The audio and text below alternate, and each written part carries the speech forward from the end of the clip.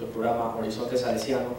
El día de hoy tenemos una invitada especial, la expresidenta del Ecuador, directora ejecutiva de Fundación Natura Regional del Ecuador, Colombia. Muy buenas tardes, doctora Rosalía Arteaga. Bienvenida a nuestro programa. Buenas tardes y un placer estar con ustedes en este programa también. Muchísimas gracias. Regresamos después de un corte comercial con algunas inquietudes a la doctora.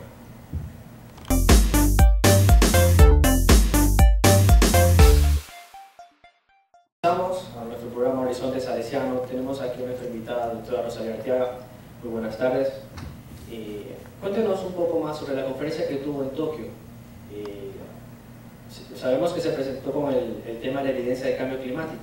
Sí, bueno, yo he tenido la suerte de participar en dos oportunidades en foros que han sido convocados por una ONG en Kioto, primero, que se llama, un foro que se llama STS, que es Sustainability Technology in Society. Y posteriormente a eso he tenido dos intervenciones en Tokio, en las que hemos hablado sobre temas interesantes que tienen que ver con el cambio climático, que es evidente. Es decir, yo creo que casi nadie puede discutir ya de la existencia del cambio climático en el mundo y cómo enfrentarlo. Yo lo hice desde el punto de vista de mi experiencia con el trabajo en la Amazonía, y esto fue expuesto ante funcionarios del Ministerio de Relaciones Exteriores y también del Ministerio de Industrias de Japón. Básicamente esta conferencia que se llevó en Tokio es para adoptar las medidas para evitar este fenómeno. Yo diría que evitar no, porque ya es inevitable. Claro. Lo que tenemos que buscar es la adaptación y, por supuesto, buscar que no sea tan grave como parecería que va a ser. Y es interesante que en un país como Japón, que acaba de pasar por un cataclismo terrible como fue un terremoto por un lado y por otro lado la fuga que se desprende de los reactores nucleares, sobre todo en la zona de Fukushima, es importante saber cómo de una forma responsable lo está enfrentando el gobierno japonés, y por otro lado saber que cualquier cosa que ocurre en cualquier parte del mundo le afecta al mundo entero. Es decir, la globalización, la gente a veces dice: yo no creo en la globalización. Basta ver desde el punto de vista ambiental para saber que existe globalización. Cualquier cosa, si nosotros lavamos oro en el Ecuador utilizando mercurio para purificarlo, y eso se va a los ríos amazónicos, o sea, los ríos van al Amazonas, el Amazonas va al Atlántico, y el Atlántico golpea las costas europeas, de los Estados Unidos. Entonces, el impacto de todo lo que ocurre es global, y en ese sentido pues, hablamos de la importancia que tiene la región amazónica, no como un pulmón para la humanidad, porque yo diría que ese es un criterio errado, sino más bien como uno de los grandes modificadores del clima, y cómo enfrentar todas estas situaciones y qué responsabilidad van a tener los gobiernos, pero también cada persona, cada ser humano, respecto de temas como mitigación y como adaptación, que yo diría que es lo que nos toca hacer en este momento. Como medida en Latinoamérica, básicamente. En nuestra sociedad hoy en día no hay ese constante mensaje para todos los humanos, o sea, de prevenir el gasto del agua, el exceso de luz. No practican estos mensajes a través de televisión, como hoy en día todo globalizado. Yo diría que hay que trabajarlo desde dos puntos de vista. Uno, desde el punto de vista de la comunicación. Yo diría hasta tres. Comunicación es fundamental. Lo que los medios de comunicación pueden hacer es importantísimo. El otro tema fundamental es la educación. Ese tema fue hablado entonces. Sí, la educación tiene que ver con la formación de los nuevos seres humanos, y yo diría que a veces a un adulto, a una persona mayor, es difícil convencerle que cambie de hábitos, porque cambiar de hábitos es bien difícil. Intenta una vez lavarse los dientes con la otra mano, hacer cosas de una forma diferente. Entonces, si es que nosotros pensamos en un verdadero cambio, tenemos que ir a la educación, y el otro son las medidas gubernamentales. Muchísimas gracias. Bueno, regresamos después del corte con más inquietudes a la doctora.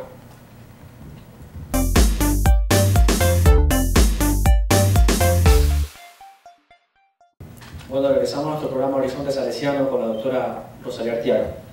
Usted tiene una revista que se llama Ver. Básicamente, analizándola, revisándola, se enfoca más en lo que es la Amazonía. Depende del número de la revista. Es una revista mensual que está dedicada a temas ambientales. En esta, probablemente el tema amazónico se privilegia, pero en otras veces hemos tocado el tema marino costero, el tema de las Islas Galápagos. También hemos hablado de volcanes de la sierra, o hemos tocado glaciares andinos, o hemos tocado la contaminación ambiental, la contaminación visual, la contaminación por ruido, cómo trabajar el tema de la basura. Es decir, cada revista es temática y tiene que ver con algún aspecto de importancia para la sociedad. Nosotros hemos tratado de que sea una revista fresca y que inclusive tiene un horóscopo ambiental, donde a la gente le gusta leer el horóscopo, y finalmente a través de eso estamos dando un consejo que tiene que ver con la preservación del medio ambiente. Pero también hay artículos que tienen que ver sobre parques naturales, sobre temas literarios que tienen que ver con el ambiente, en fin, enfocando estos aspectos que son vitales en el momento actual en el que vivimos, porque si no nos preocupamos por la protección del medio ambiente, difícilmente vamos a pensar en un mundo viable en el futuro. Regresando al tema de la conferencia que se dio en Tokio, usted fue básicamente con un mensaje en la preservación de la Amazonía en Latinoamérica, que es afectada obviamente por el terremoto que hubo últimamente. ¿Usted qué mensaje dio principalmente en Tokio? Primero, pensar que la Amazonía le pertenece a los países amazónicos. Si bien es importante para la humanidad, es más importante todavía para nosotros, los países que somos dueños de la Amazonía, que es compartida por 8 países y el territorio de Guyana Francesa. Luego también el tema de que la Amazonía corre riesgo de todo tipo. Puede ser actividad minera en algunos momentos o petrolera, pero también el hecho de que hay una serie de irregularidades, como por ejemplo la tala ilegal de árboles, o la introducción de cultivos extensivos, o también el tema del ganado, biocombustibles, etcétera, atentan contra la Amazonía. Básicamente una conferencia exacta para prevenir todas estas. No hay una receta única. Tiene que haber preocupación de los pobladores de la Amazonía, que otro de los mensajes es que la Amazonía no es un espacio vacío. A veces fuera de América creen que la Amazonía es una gran selva y nada más, pero allí vive gente, ¿no? Entonces tenemos que estar conscientes de eso. Y si hablamos de la responsabilidad, por supuesto la tienen los habitantes, la tienen los gobiernos, pero también la tiene la humanidad.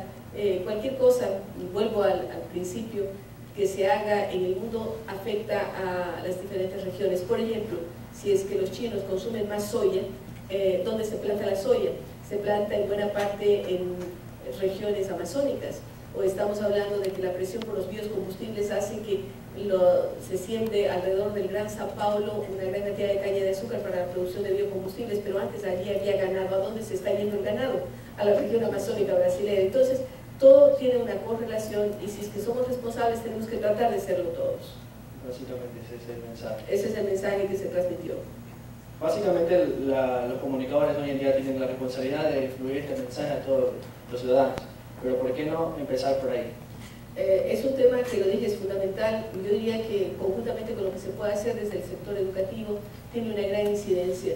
Ahora, por supuesto que la prensa no siempre es responsable, ¿no? Y eso tenemos que decirlo dolorosamente, pero nosotros, por ejemplo, en el programa que mantenemos en Telerama, a través del programa que se mantiene más de 13 años, hemos incluido ya desde hace algunos años siempre consejos ambientales, además de que estamos frecuentemente entrevistando a gente que tiene que ver con el ambiente, a biólogos, a vulcanólogos, a gente geógrafos, etcétera, que están preocupados por cómo va el futuro de la humanidad. Pero al mismo tiempo, yo debo decir que tengo confianza en que la creatividad del ser humano, la ciencia, va a encontrar caminos de salida a estas necesidades que se presentan.